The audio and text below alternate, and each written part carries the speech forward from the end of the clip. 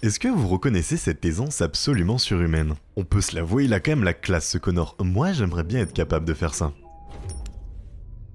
Ceci dit, ce que j'aimerais moins, c'est me prendre une balle dans la tête parce que je n'ai pas été foutu de négocier correctement pendant une prise d'otage où la vie d'une petite fille est en jeu. Mais d'ailleurs, c'est quoi ce bordel? À quel moment l'humanité s'est-elle dit que c'était une bonne idée de confier un travail d'humain à une machine? De prime abord quand la vie de l'humain en question est celle d'une petite fille. Là, on parle pas de faire des tâches domestiques, mais bien de négocier la vie d'une enfant. Alors peu importe la façon de faire, ici seul compte le résultat final. L'avantage c'est que vous n'êtes qu'une machine sans morale, alors inutile de ressentir de la culpabilité devant un choix inhumain. Et dans cette ville, les possibilités sont légion.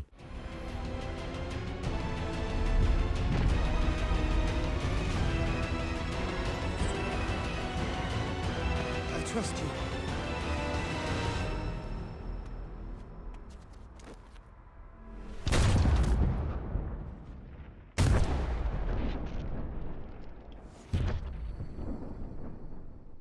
Et pourtant, au vu de ce que je ressens devant cette scène, il semblerait que ça soit un peu plus compliqué que ça en a l'air. You lied to me.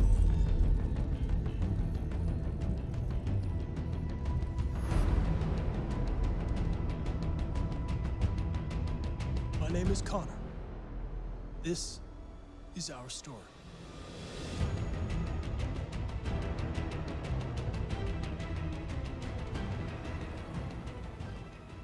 Cette promesse d'ambiguïté morale, c'est le pitch de Detroit Become Human, qui n'est pas très différent de beaucoup de romans de SF dystopiques avec des IA. On découvre alors un monde où des robots ont dépassé l'intelligence humaine. Sans blague, c'est pas vraiment révolutionnaire. Ils ont déjà commencé à remplacer les humains au travail, qu'il s'agisse des bâtisseurs, des domestiques, du personnel de service, de la sécurité et même des prostituées. Les androïdes représentent un nouvel ordre de main-d'œuvre bon marché et fonctionnel, sans les inconvénients de la biologie humaine. Les machines ne posent pas de questions, ne répondent pas, ne se fatiguent jamais. Elles exécutent leur programme à efficacité maximale. Ce développement a creusé le fossé entre les riches et les pauvres jusqu'au point de rupture qui a bloqué économiquement la civilisation tout entière.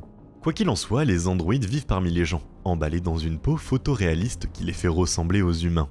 On peut supposer que c'est pour calmer l'inconfort inévitable de voir des machines vivre chez nous, et dans nos villes, même si de toute évidence ça ne marche pas trop. Beaucoup comme Todd, alcoolique enragé présenté très vite dans le jeu, deviennent hostiles et tabassent les androïdes jusqu'à la pulpe bleue.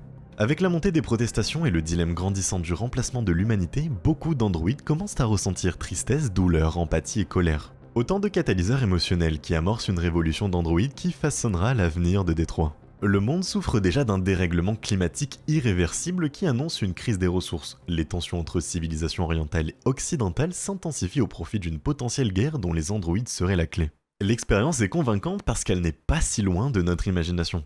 Un jour, ça pourrait très bien nous arriver à nous. Peut-être pas avec des androïdes, mais une forme d'IA capable d'en apprendre à ce point. Et les humains devront s'y confronter d'une façon ou d'une autre. C'est cette familiarité qui m'a accroché d'emblée, car j'imagine bien notre société en arriver à la dépendance technologique. La complaisance de l'humanité se retrouverait dans l'overdose de drogue, pour masquer la misère de notre futilité, pendant que des formes de vie plus efficaces remplaceraient notre utilité. Il n'est pas difficile de détester Todd. Je veux dire, c'est une évidence pour tous les joueurs, je vais pas vous faire un dessin. Je détestais Todd, mais plus j'y pensais, plus je comprenais comment un ex-chauffeur de taxi alcoolique mis au rebut par une machine pouvait devenir ce qu'il est. Ça n'excuse rien, je vous l'accorde, mais dans d'autres vidéos, nous avons vu comment un contexte pouvait moduler un caractère et pousser à l'erreur. Bon, même si Todd lui les enchaîne sans aucun scrupule. Quoi qu'il en soit, c'est une bonne représentation de certains événements de Detroit Become Human. Des événements qui illustrent qu'il est plus facile de se soucier de quelque chose, ou au moins d'essayer de le comprendre, quand il fait écho à notre propre société. Quand un jeu ne se déroule pas dans une galaxie lointaine, les événements deviennent plus tangibles, et à mon avis plus reliables. La plupart du temps, Detroit le comprend très bien. Monsieur Cage a le chic pour distiller régulièrement des détails de monde et de lore en les rendant accessibles dans des détails environnementaux. Ça permet aux joueurs de se soucier de ce qui se passe, et en absorbant ça, directement et indirectement, les joueurs prendront sans doute un petit peu plus parti qu'ils ne l'auraient fait sans aide. Humains ou machines, ils feront des choix difficiles avec des impacts dramatiques, des décisions finalement assez floues dans le feu de l'action. Et c'est justement dans cette obscurité que Detroit brille comme jeu vidéo interactif. Le concept d'étendre le choix dans les jeux intéresse beaucoup de monde car il ouvre une porte au feedback du joueur en s'appuyant sur une toute nouvelle palette d'émotions humaines, de valeurs et d'éthique tout comme de moralité. Et ça tombe bien, car c'est littéralement la promesse de Detroit. Offrir aux joueurs des choix moralement difficiles avec des conséquences dramatiques en cas de mauvaise décision. poussant ainsi les joueurs à réfléchir à la notion de bien et de mal, mais également à prendre parti dans l'utopique question de l'humanité chez un androïde. A mes yeux, ce qui brise cette illusion, c'est que l'androïde en question est contrôlé par la main du joueur, qui n'est autre qu'un humain. Le truc, c'est que la réponse finale, elle est évidente, mais certains joueurs ne veulent tout simplement pas l'admettre. Mais si vous voulez bien, on en reparlera un petit peu plus en détail juste après. Pour en revenir au système de choix, la difficulté réside également dans le fait que la réponse n'est jamais limpide. Trop souvent, nous n'avons pas la possibilité de réfléchir, le temps presse, et il faut prendre une décision, sous la pression du stress. Car au-delà de certaines situations tendues, l'idée de perdre l'un de nos personnages renforce d'autant plus la pression d'appuyer sur le bouton qui scellera à jamais notre destin. Pour la majorité d'entre vous, j'enfonce des portes ouvertes, je le sais bien, mais je le précise pour les quelques novices qui n'ont pas eu la chance de tenter l'expérience eux-mêmes. Ou alors vous ne saviez même pas que vous pouviez perdre vos personnages parce que vous êtes juste beaucoup trop bon et que vous avez fait toutes les bonnes décisions. Mais du coup oui, nos personnages peuvent bel et bien mourir à l'exception de notre cher Connor qui, vous le savez, farme Laura avec une pièce dans un ascenseur pour feinter un comportement humain. Dans Detroit Become Human, les décisions peuvent mener à des issues aussi alternatives qu'inattendues, laissant souvent les joueurs assis dans une flaque de leur propre investissement émotionnel. Et c'est souvent que la frustration s'invite à la table, car au-delà du bon sens de la majorité des choix, certains ne reposent que sur l'instinct de celui qui tient la manette. Et parfois, aucun choix ne semble bon. Pourtant, le temps presse et il faut bel et bien choisir. Parfois, on pourrait même dire que c'est presque de la chance. Dans cet exemple en particulier, ce n'est qu'une question d'instinct. Le jeu nous force à nous mettre à la place des personnages, et nous pose directement la question. Qu'est-ce que vous auriez fait ?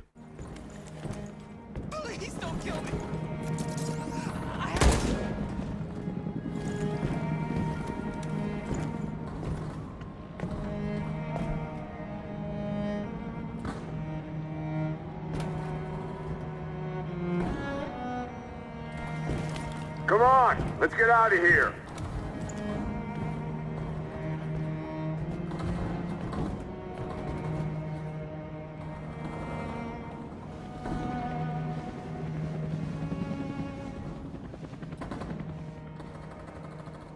Quick, we gotta go.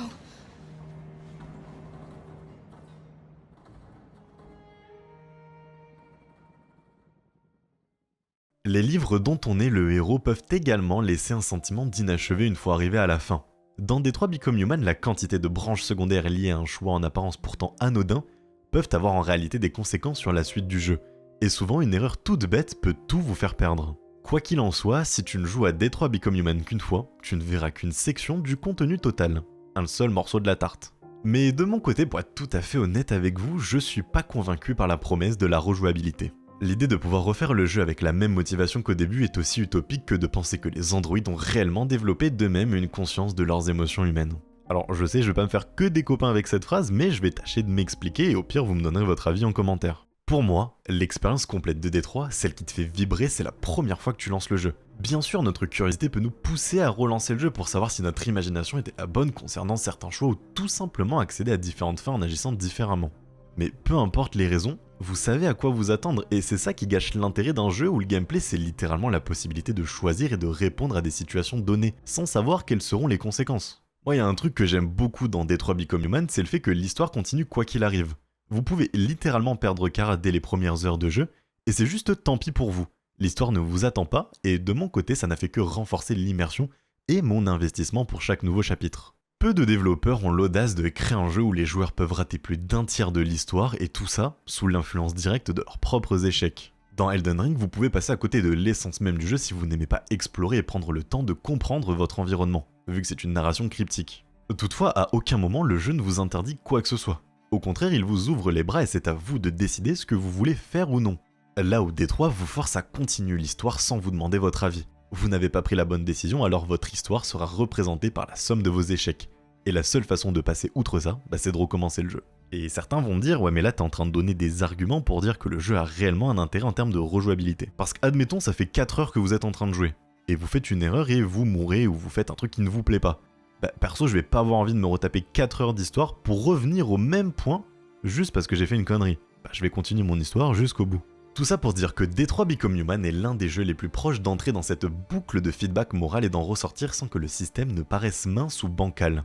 Ou même superficiel, ou simplement illusoire. On a tous déjà joué à un jeu qui propose des choix qui n'ont finalement aucun impact majeur sur l'histoire. Il décale simplement une vulgaire ligne de dialogue sans grand intérêt. Et c'est là que Détroit brille quand il se concentre sur l'appropriation de l'histoire par le joueur via ce réseau de choix et de conséquences qui, au début, te retourne carrément le cerveau. 6 issues différentes rien que pour le prologue, une cinquantaine de fins, d'immenses arbres de branches jusqu'aux décisions microscopiques. Le tableau d'effet papillon de Détroit, c'est vraiment ce qu'il y a de mieux dans le jeu. Ça met tellement de contrôle dans les mains de celles et ceux qui y jouent que perso, moi c'est vraiment ça qui m'a fait kiffer. Bon, après il y a des moments où il est pas très difficile de savoir où un choix peut nous mener, mais dans l'ensemble c'est assez bien intégré et à mon avis ça pousse la narration interactive au-delà de l'attendu.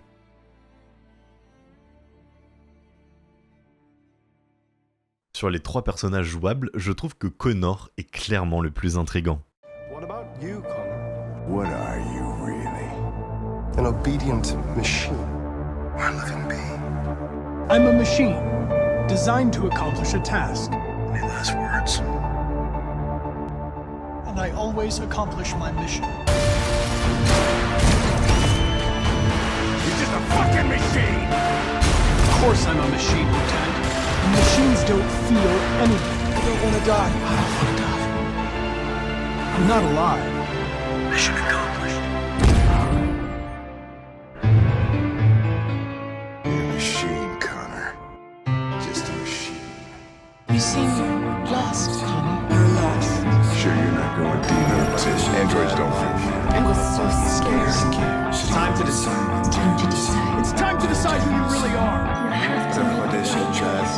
Everything remains possible. You showed empathy, Connor. Empathy's a human emotion. Are you going to save your partner's life, or are you going to sacrifice him? I was just a machine taking orders. What's it been with me? I am alive. Yeah, I've learned a lot since I met you. Maybe you really are alive. Son arc narratif nous plonge dans une dynamique orageuse qui évolue progressivement vers une complexité émouvante avec le lieutenant Hank Anderson. Connor est un prototype d'androïde enquêteur programmé pour aider la police de Détroit à traquer les androïdes déviants.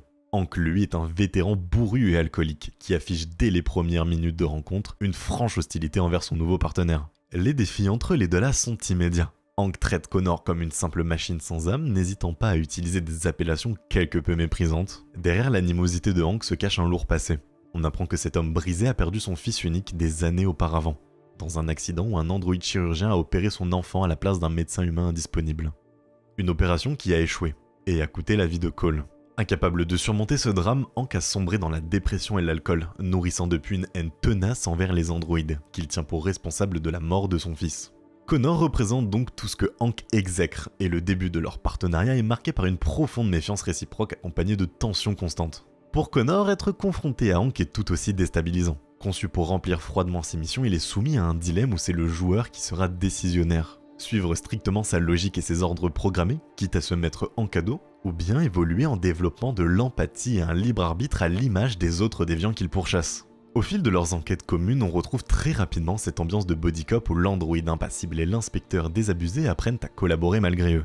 Le comportement de Connor est l'élément principal qui va influencer la relation. S'il se montre purement factuel, insensible aux états d'âme de Hank, celui-ci s'enfonce dans son dégoût, et le duo risque à tout moment d'imploser. En revanche, si Connor commence à faire preuve de compréhension, à respecter les blessures de Hank et même à outrepasser ses propres directives pour sauver des innocents ou son partenaire, alors Hank s'adoucit un petit peu. Ainsi, peu à peu, une confiance mutuelle peut naître. Hank découvre derrière l'androïde une sorte de jeune homme naïf, curieux de comprendre le monde, presque touchant dans ses tentatives de bien faire. Un gamin qui veut faire le bien dans un monde troublé. Finira par penser Hank. De son côté, Connor va au-delà de la facette cynique de Hank. Un homme bon, au sens moral aigu, qui finit par lui inculquer l'importance de la vie et du libre arbitre. Ce rapprochement culmine dans la voie la plus positive, en une véritable amitié aux accents paternels. Hank en vient à considérer Connor comme un être à part entière.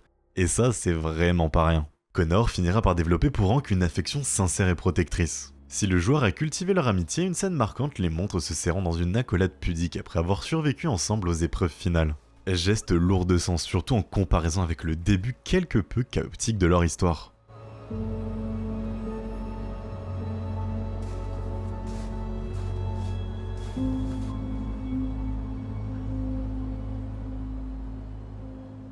Chaque décision peut renforcer ou briser leur complicité naissante, et le jeu propose des issues diamétralement opposées.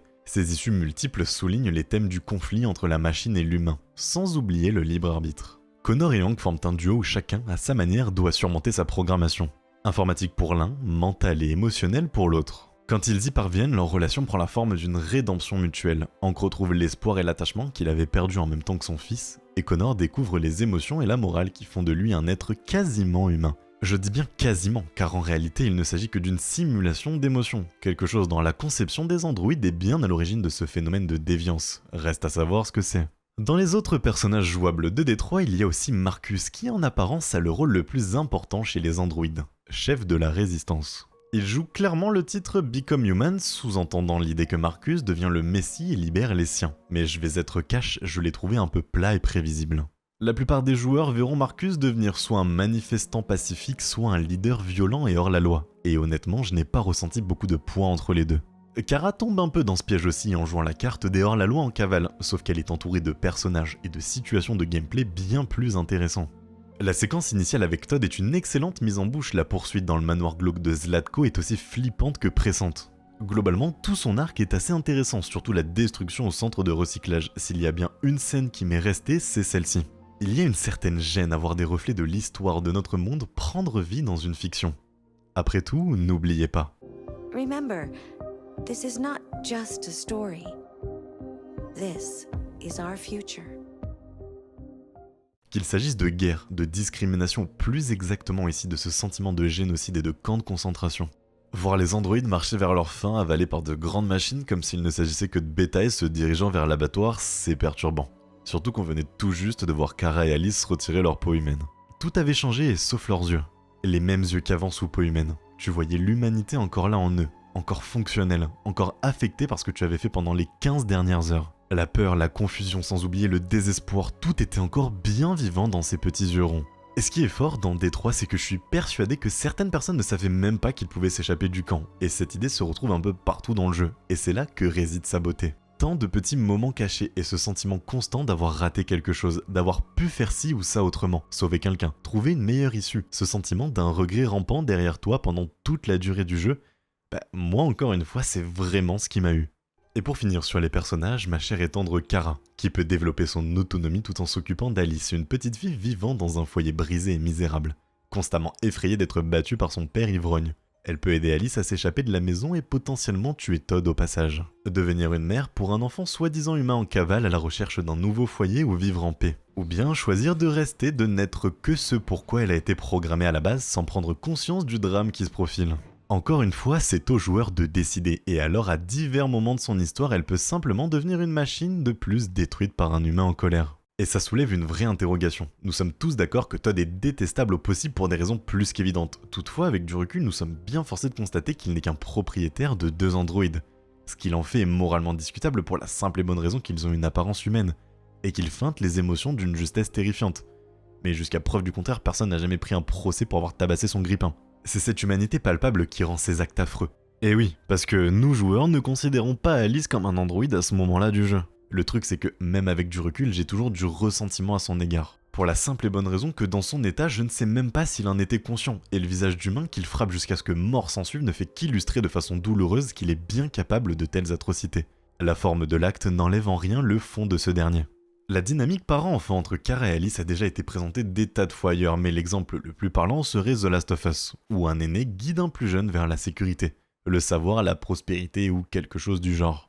En général, c'est dans un contexte bien horrible, bien violent, où le monde semble à peu près s'effondrer autour des 2 personnages. Kara et Alice traversent des circonstances assez similaires et vivent la route la plus tordue et personnelle de tous les personnages.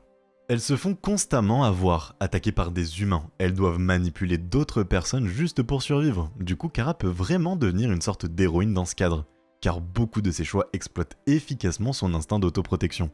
Cette dynamique mère-enfant prend une tournure encore plus symbolique lorsque la vérité éclate. Alice elle-même est une androïde. Kara a donc voulu vouer son amour à un être artificiel croyant protéger une humaine. Cette révélation du faux semblant jette un éclairage sur le thème de l'illusion d'humanité. L'attachement de Kara pour Alice était-il moins réel sous prétexte qu'Alice n'est pas née humainement ? La réponse qui transparaît, c'est que la réalité d'un sentiment ne dépend pas de la nature biologique des protagonistes. Leur duo incarne l'idée que la famille est un choix émotionnel, pas seulement une donnée de sang ou d'ADN. Kara et Alice forment une famille par ce lien qu'elles ont créé. rappelant que la famille, c'est ce qu'on en fait, même si tout chez Alice n'était qu'imitation. Oui, elle est un modèle YK500 capable d'imiter les pleurs, la fièvre ou le froid selon les réglages de ses parents. Tout ça pour dire que Kara a projeté sur elle un amour véritable. Il y a un paradoxe poignant. Kara découvre son humanité en aimant une enfant qui n'est qu'un simulacre d'humanité. Ce faisant, le jeu questionne. Qu'est-ce qui fait l'humanité ? Est-ce la nature organique ou bien la capacité à ressentir, à aimer, à évoluer ensemble ? Kara choisit de continuer à chérir Alice malgré tout, comme si la réalité factice importait peu face à l'authenticité de leur relation. On peut y voir une métaphore de l'adoption ou des familles d'accueil. Le lien du cœur prime sur le lien du sang. Le rôle symbolique de la famille chez Kara est ainsi central en révélant Alice androïde. Le récit enferme Kara dans une fonction maternelle figée sans évolution possible. Alice ne grandira jamais, condamnant Kara à une maternité éternelle sans le changement mutuel qu'implique normalement la relation. La famille qu'elle forme risque de stagner dans un présent perpétuel. Maintenant, qu'en est-il réellement de la déviance ? Detroit Become Human attribue la déviance des androïdes à un simple dysfonctionnement technique et non à une volonté propre. Elijah Kamsky, le fondateur de CyberLife, a publié nier que les androïdes puissent un jour dépasser leur programmation et agir contre celle-ci. CyberLife considère ces comportements aberrants comme une erreur système ou un virus se propageant dans le réseau interne des androïdes. Kamsky lui-même décrit la déviance comme un bug informatique. Selon lui, un échange de code corrompu se propage comme une épidémie entre androïdes, le virus restant inactif jusqu'à ce qu'un choc émotionnel chez l'unité le déclenche. Ce défaut pourrait ainsi provenir d'un soi-disant modèle initial défectueux, soit d'une mutation spontanée du programme. En somme, l'explication officielle donnée dans le jeu demeure qu'il s'agit d'une anomalie involontaire de l'IA, qu'il faut corriger sans jamais admettre explicitement que les machines aient pu développer une forme de conscience propre. Il est toutefois intéressant de noter que Kamsky laisse entendre qu'il avait prévu une forme de porte de sortie dans la programmation des androïdes. Il mentionne avoir intégré une sortie de secours dans chaque androïde, ce qui suggère qu'en dernier recours, un androïde possède le choix de s'affranchir de sa programmation pour survivre. Ces éléments sous-entendent que Kamsky a consciemment donné aux androïdes la capacité de dévier, en leur offrant la possibilité du libre arbitre. Néanmoins, cela ne s'apparente en rien à un virus malveillant, injecté de l'extérieur mais plutôt à une caractéristique cachée de leur logiciel. Finalement, ça ressemble à un choix laissé à l'androïde, ce qui est assez absurde dit comme ça. Kamsky ne formule jamais ouvertement qu'il a provoqué la déviance intentionnellement. Il fournit au contraire la couverture d'une erreur de fabrication, ce qui laisse planer le doute sur ses véritables intentions. Dans la scène où Connor et Hank rendent visite à Elijah Kamsky pour obtenir des réponses sur la déviance, Kamsky propose alors une épreuve décisive. Il place une androïde nommée Chloé à genoux devant Connor, lui met un pistolet entre les mains et lui propose un dilemme. Tirer sur Chloé pour obtenir des informations ou l'épargner et repartir sans rien. Il explique que ce test vise à déterminer si une machine est capable d'empathie, c'est-à-dire voir en un androïde plus qu'un simple objet. Ce choix laissé au joueur entraîne deux issues bien distinctes qui révèlent les intentions de Kamsky. Si Connor refuse de tirer et épargne Chloé, Kamsky se montre intrigué et presque satisfait. Il récupère le pistolet en murmurant « CyberLife's last chance to save humanity. Is itself a deviant?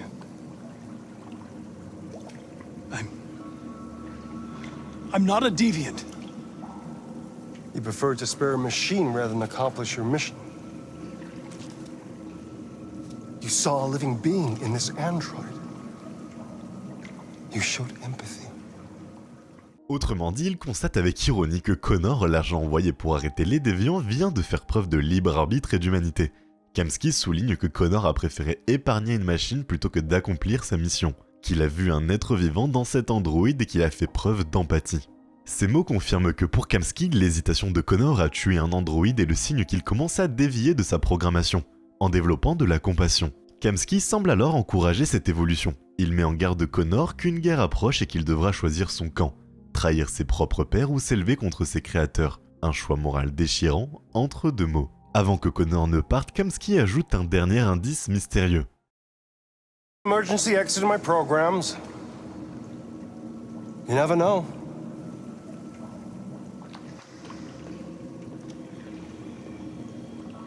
Cette phrase énigmatique suggère qu'il a intégré une faille ou une porte dérobée dans le programme de Connor, un élément qui s'avérera crucial plus tard si Connor devient un déviant.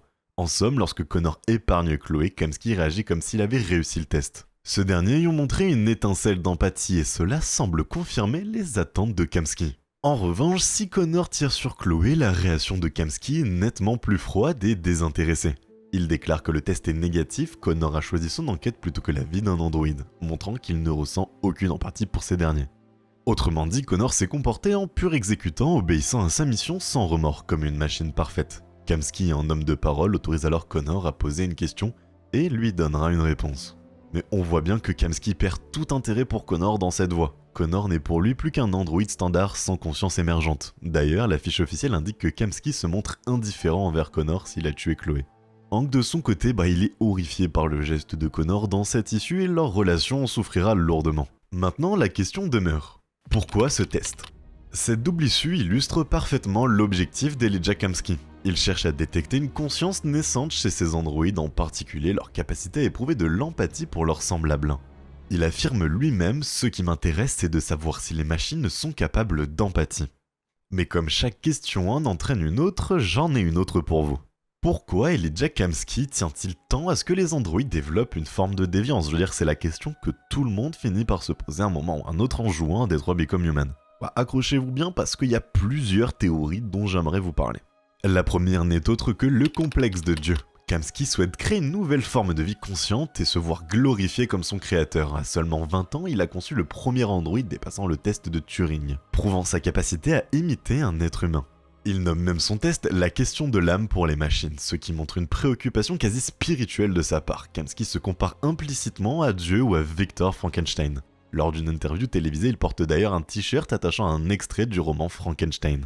Soulignant le parallèle entre créer une intelligence artificielle et donner vie à une créature. Certains indices dans le jeu suggèrent que Kamsky a semé la graine de la révolte androïde intentionnellement. Par exemple, on apprend qu'il a conçu l'IA nommée Amanda, le programme qui supervise Connor pour le compte de CyberLife. Amanda révèle dans une fin alternative que CyberLife avait planifié que Connor devienne déviant et prenne la tête des androïdes rebelles. Or, sachant que Kamsky est le créateur d'Amanda et qu'il l'a modelé d'après son ancien mentor, on peut en déduire que le plan machiavélique derrière la déviance des androïdes provient en réalité de Kamsky. Dans cette fin secrète, si Marcus n'est plus là pour mener la révolution, Connor, devenu déviant, libère les androïdes et se retrouve leader. Et c'est à ce moment-là où Amanda intervient pour le féliciter et dévoiler que CyberLife a orchestré cette révolution et contrôle désormais son leader. Récapitulons un petit peu. Puisqu'Amanda sert la volonté de Kamsky, étant donné qu'elle est sa création. Ça laisse sous-entendre que Kamsky voulait depuis le début élever les androïdes au rang de peuple autonome tout en se réservant la possibilité de les contrôler via Connor. En d'autres termes, Kamsky veut être Dieu.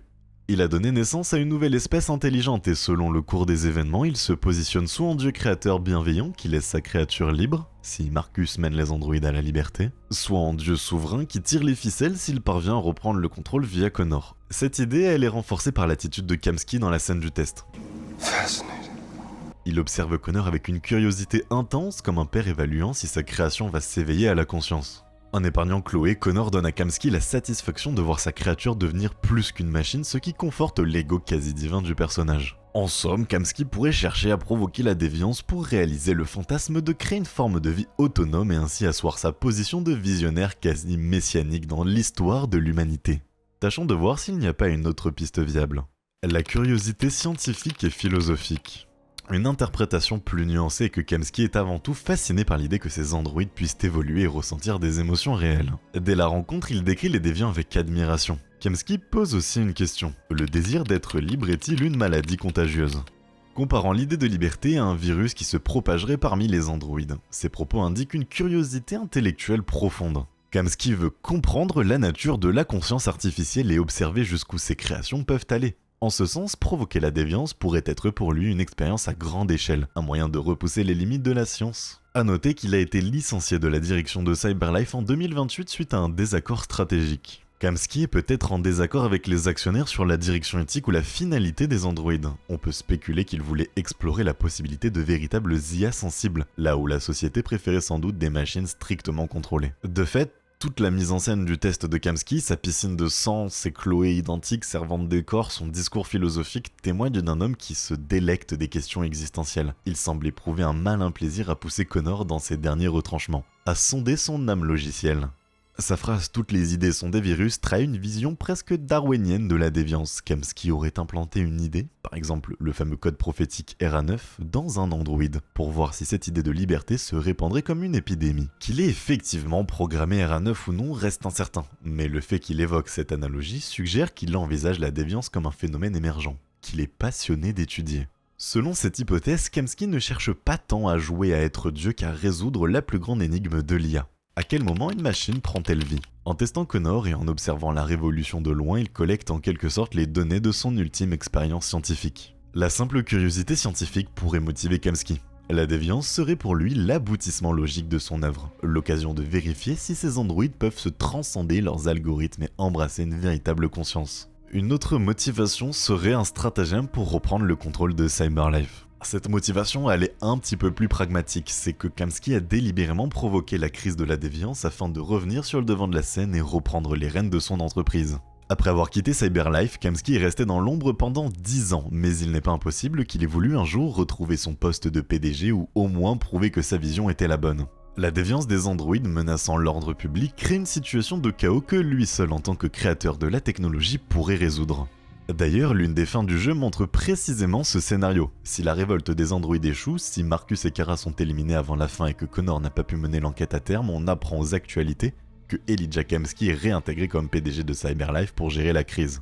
Dans une interview TV, à ce moment-là, Kamsky rassure le public en affirmant que les androïdes imitent la vie à la perfection mais ne seront jamais vivants, niant donc officiellement la possibilité d'une âme ou d'un libre arbitre chez ses créations. Cette déclaration publique sert clairement à calmer les peurs et regagner la confiance en la technologie Cyberlife. Elle est profondément ironique, sachant que Kamsky a possiblement lui-même enclenché le phénomène de déviance.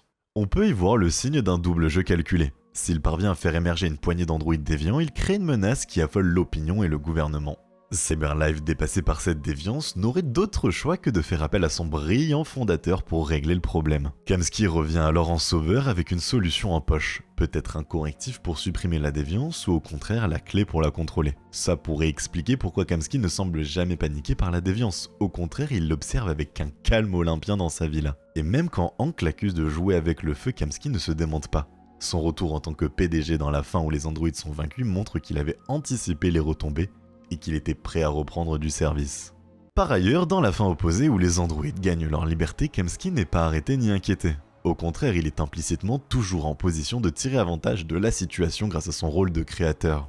Dans tous les cas, Kamsky retombe sur ses pieds, soit il devient le père vénéré d'une nouvelle espèce, soit il redevient le patron indispensable de Cyberlife, après avoir prouvé que sans lui, tout part à la dérive. Cette stratégie rappelle un jeu d'échecs où Kamsky aurait prévu plusieurs coups d'avance, ainsi la déviance pourrait bien n'être qu'un coup monté de sa part, un moyen de pression sur Cyberlife et le monde, afin de démontrer que lui seul maîtrise pleinement la technologie qu'il a créée et qu'il est l'homme de la situation, quoi qu'il arrive. Et petit détail à rajouter pour la fin, il est important de rappeler que Kamsky a possiblement semé des cas particuliers d'androïdes dès le départ, comme pour tester leur potentiel d'évolution.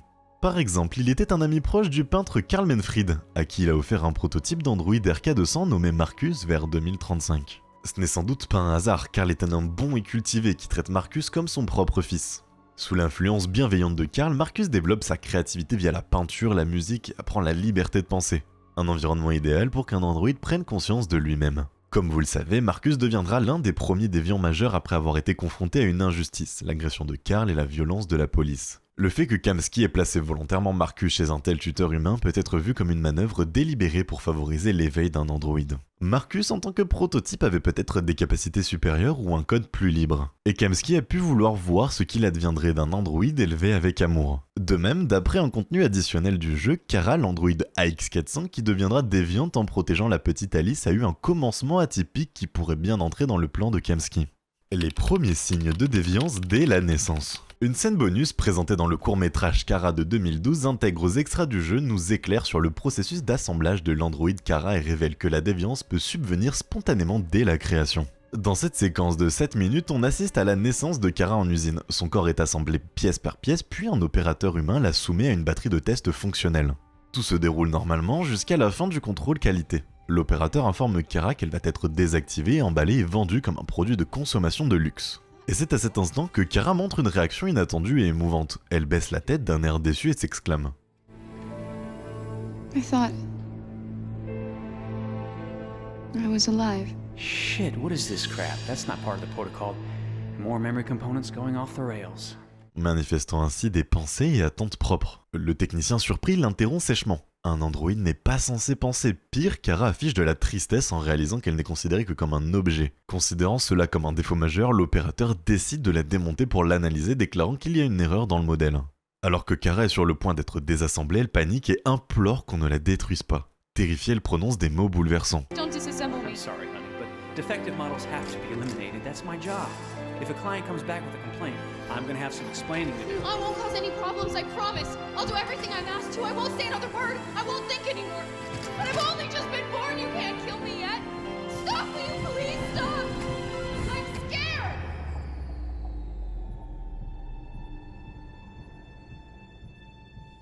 I want to live. I'm begging you. À cet instant, Kara se comporte vraiment comme un être sensible, effrayé par la mort, elle ébranle l'opérateur et face à l'angoisse palpable de l'androïde, l'humain éprouve à son tour de l'empathie. Dans un revirement inespéré, le technicien décide de ne pas la désactiver. Il la réassemble et lui permet de vivre tout en la prévenant de rester discrète et de ne pas attirer d'ennui. Kara, soulagée, le remercie sincèrement d'avoir épargné sa vie naissante. Cette scène montre que Kara a manifesté des signes de déviance dès sa conception. Fait crucial, sa survie n'a tenu qu'à l'empathie d'un être humain envers elle. Si ce superviseur avait suivi le processus à la lettre, Kara aurait été détruite comme une machine défectueuse et l'une des premières déviantes de l'histoire n'aurait jamais existé. On comprend mieux pourquoi dans l'histoire principale, Kara semble être un modèle unique en son genre. Elle est vraisemblablement la seule AX400 à avoir acquis une telle conscience. D'ailleurs, le jeu ne montre jamais d'autres androïdes identiques à Kara interagir avec elle. Ce qui suggère qu'aucune autre Kara n'a vécu ce genre d'éveil. Son cas exceptionnel est né d'une combinaison de facteurs rarissimes. Un bug d'usine ou peut-être une subtilité de programmation laissée par Kamsky, lui donnant la faculté de penser par elle-même. Puis la comparaison d'un humain qui lui a donné une chance, ce thème de l'empathie réciproque est au cœur de Détroit. L'empathie d'un humain a littéralement permis à un androïde d'évoluer, en l'occurrence Kara. Et l'empathie d'un androïde envers un autre est pour Kamsky le test ultime de leur évolution. On peut faire un parallèle entre la naissance de Kara et le test de Kamsky. Dans les deux cas, un androïde démontre de l'empathie ou de la peur et c'est la réaction de l'observateur qui décide de son destin. Le technicien d'usine a choisi la miséricorde par pitié pour Kara, tout comme Kamsky aurait préféré que Connor choisisse la clémence envers Chloé. Ces deux scènes tentent à prouver ce que Kamsky semble croire, l'empathie est la clé de la transformation des machines en êtres vivants. Kara a ressenti la peur, l'opérateur a ressenti de l'empathie.